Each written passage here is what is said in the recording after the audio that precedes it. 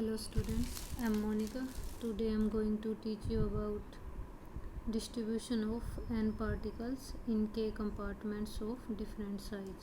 ठीक है, लास्ट हमने एक लेक्चर में डिस्ट्रीब्यूशन ऑफ n पार्टिकल्स पढ़ा था, पर उन जो बॉक्सेस थे उनका साइज़ क्या था, सेम साइज़ था।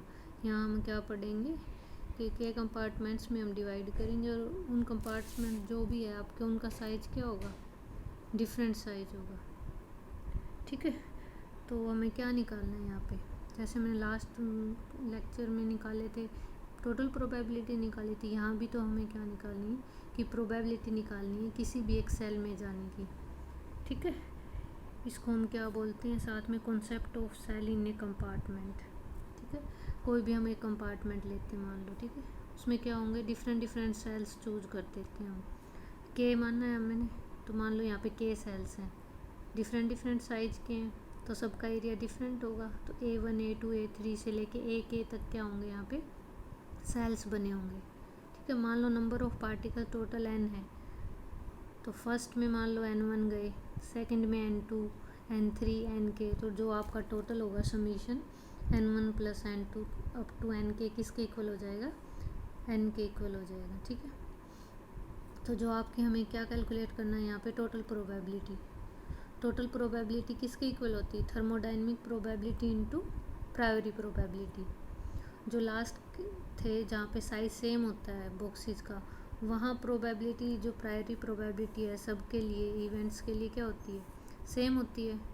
पर इस केस में क्या है आपका कि साइज़ डिफरेंट है सभी सेल्स का, तो वहाँ पे प्रायोरी प्रोबेबिलिटी एक बॉक्स के लिए अलग होगी, दूसरे के लिए अलग होगी। ठीक है, पर नंबर ऑफ पार्टिकल फर्स्ट में जितने भी आएंगे उन सब के लिए प्रायोरी प्रोबेबिलिटी क्या रहेगी, सेम रहेगी, पर दूसरे बॉक्सेज में जितने भी पार्टिकल जाएंगे इससे क्या होएगी, डिफरेंट।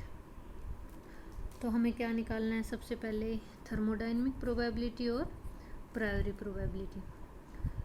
पहले मैं प्रायोरी प्रोबेबिलिटी कैलकुलेट करती हूँ। ठीक, किसी भी बॉक्स में जाने की जो प्रायोरी प्रोबेबिलिटी है वो, अगर एरिया डिफरेंट है सबका, तो GI किसकी इक्वल हो जाएगी, AI बाई में A। ith सेल का जो एरिया है डिवाइडेड बाय जो टोटल आपका कंपार्टमेंट है उसका एरिया है। ठीक है, और जो टोटल एरिया किसके इक्वल होगा, A1 plus A2 plus AK। ठीक है, मैं यहाँ पे मानती हूँ कि N1 पार्टिकल फर्स्ट में गए हैं। ठीक है, फर्स्ट सेल में, N2 सेकंड में गए हैं, N1 फर्स्ट में गए हैं आपके। ठीक है, A1 में गए हैं आपके। ठीक है, एक पार्टिकल के जाने की प्रोबेबिलिटी इस सेल के अंदर कितनी होगी, G1 मानती हूँ। ठीक है, मान लो दो पार्टिकल गए हैं, तो यहाँ पे जो इवेंट हो रही है इंडिपेंडेंट इवेंट है ना, दूसरा पार्टिकल जा रहा है, फर्स्ट उसको इफेक्ट तो नहीं करेगा, उसकी क्या हो जाएगी, इन2 में G1। सेम ही बॉक्स है, 3 गए हैं इंटू G1, N1 गए हैं तो अप टू क्या हो जाएंगे, N1 तक जाएंगे ना, ये सारी टर्म कितनी हो जाएंगी, G1 की पावर N1, 3 टाइम्स हैं तो 3, N टाइम्स हैं तो N1। ठीक है, N2 पार्टिकल किस में गए हैं, A2 में, इसकी प्रायोरी प्रोबेबिलिटी कितनी हो जाएगी, N2 पार्टिकल की A2 में जाने की, एक में जाने की G2 है, N2 गए हैं तो G2 की मल्टीप्लिकेशन N2 टाइम होगी, तो G2 की पावर N2। तो टोटल प्रायोरी प्रोबेबिलिटी है आपकी जो G, वो किसकी इक्वल हो जाएगी, फर्स्ट के लिए G1 की पावर N1 इंटू G2 की पावर N2, और लास्ट में टोटल कितने हैं, GK की पावर NK। ठीक है, जो भी आपका पार्टिकल है एक बॉक्स के अंदर है उनकी सबकी प्रायोरी प्रोबेबिलिटी सेम रहेगी। ठीक है, G1 है, पर अगर बॉक्स चेंज हो जाता है तो प्रायोरी प्रोबेबिलिटी इन दोनों की क्या होगी, डिफरेंट, क्योंकि एरिया डिफरेंट है। G की वैल्यू तो मैंने कैलकुलेट कर ली, अब किसकी वैल्यू निकालनी है, थर्मोडाइनमिक प्रोबेबिलिटी।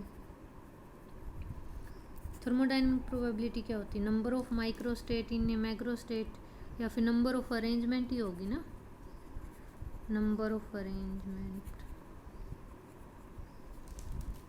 ठीक है, तो हमें क्या निकालनी है कि किस टाइप से पार्टिकल अरेंज हुए हैं, कैसे कैलकुलेट करेंगे।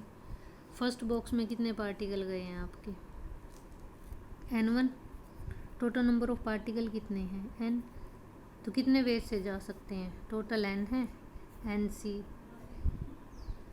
n1 किसके इक्वल आ जाएगा? n factorial n1 factorial n minus n1 factorial. ठीक है, नेक्स्ट जो है सेकंड में कितने गए हैं आपके? n2, पर यहाँ पे पार्टिकल कितने बचे? n1 तो जा चुके, n माइनस n1, ये कितने वेज से रीअरेंज होंगे? n माइनस n1 सी n2। ठीक है, इसको खोलेंगे तो क्या आएगा? n minus n1 factorial n2 factorial n minus n1 minus n2। ठीक है, ऐसे ही क्या करेंगे? लास्ट में कितने पार्टिकल हैं आपके पास? n के पार्टिकल गए हैं के एच सेल में, कितने बचेंगे? n माइनस n1 माइनस में n के माइनस 1 तक बचे होंगे ना। ठीक है, तो यहाँ पे ये कितने वे से अरेंज होंगे आपके? n minus n1 minus n2 n के minus 1 factorial divided by n के factorial into n minus n1 two ये माइनस। ठीक है, ये नंबर ऑफ वेज हैं आपके पार्टिकल को अरेंज करने के सेल्स में। फर्स्ट सेल में इस टाइप से अरेंज होंगे क्योंकि टोटल n है और पार्टिकल n1 गए। सेकंड में क्या होंगे? n1 तो चले गए, सिर्फ कितने बचे हैं? n माइनस n1 में से n2। तो इस टाइप से आपके सारे n के तक हो जाएंगे। तो टोटल थर्मोडायनेमिक प्रोबेबिलिटी क्या हो जाएगी? सबकी मल्टीप्लिकेशन। तो मल्टीप्लिकेशन के बाद क्या आएगा? तो आप सबकी मल्टीप्लिकेशन करोगे तो उसके बाद क्या आएगा? n factorial divided by n1 factorial n minus n1 factorial. Second क्या था? n minus n1 factorial divided bye n2 factorial into में n minus n1 minus n2 factorial. Last में क्या टर्म थी आपकी? n माइनस n1 n के minus 1 तक थी डिवाइडेड बाय n के फैक्टोरियल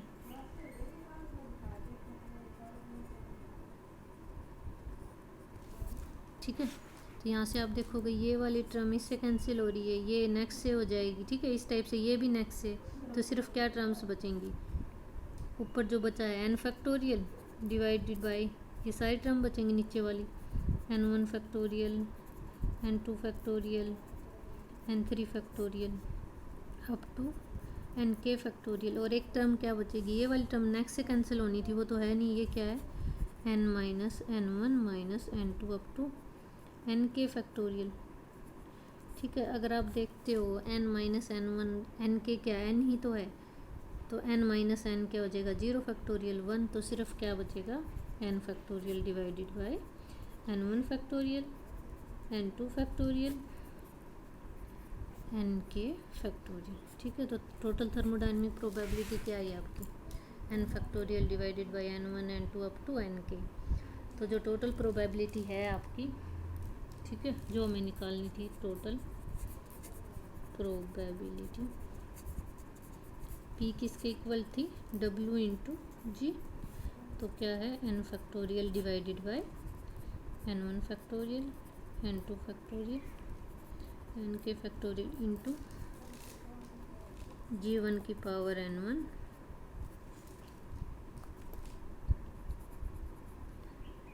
g2 की power n2 up to gk की पावर nk।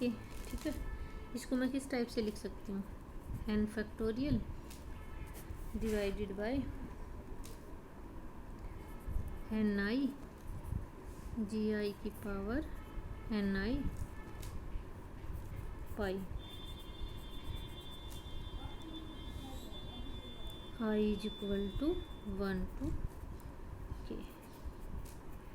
ठीक है, मल्टीप्लिकेशन जो भी आप लिखते हो। n फैक्टोरियल तो जो है आपका, ठीक है, सिंगल ही है। ये क्या है? g1 की पावर n2 g2 के n2। तो जैसे समीशन में प्लस में समीशन करते हैं वैसे मल्टीप्लिकेशन में क्या लिखते हैं हम? पाई लिखते हैं यहाँ पे। तो अगर मैं इसको ऐसे लिखने की बजाय क्या कर दूँ, पाई ऑफ जी आई की पावर एन आई। जी आई कहाँ से कहाँ तक है, 1 से लेके के तक। सेम ये भी क्या है, आई कहाँ से लेके है, 1 से के तक। तो आप टोटल प्रोबेबिलिटी क्या हो जाएगी, N factorial pi I is equal to 1 to K G I की power N I divided by